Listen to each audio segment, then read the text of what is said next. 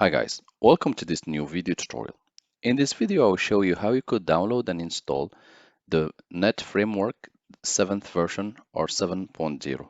To begin, open your browser and type www.microsoft.com and hit enter. Click on the search bar and type .NET Framework 7 and hit enter. Here you will be redirected to the official search page. Click on download.net 7.0.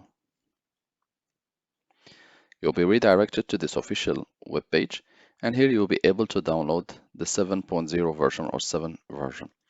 To begin, choose the one which you want, and as there are multiple, 7.0.118, and usually the latest version also has the previous version embedded in it. So this 4.08 has all the previous versions embedded in it.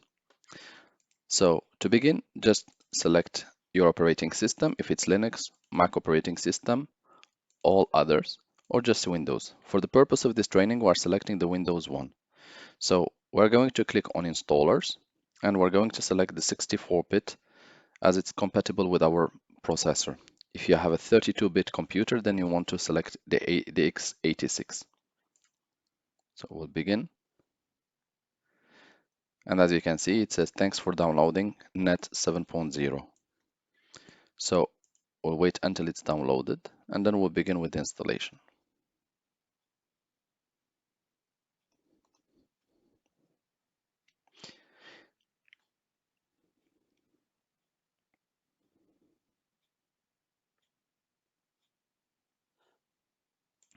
Once the download completed, open the download folder, right-click on the software, and click Run as Administrator.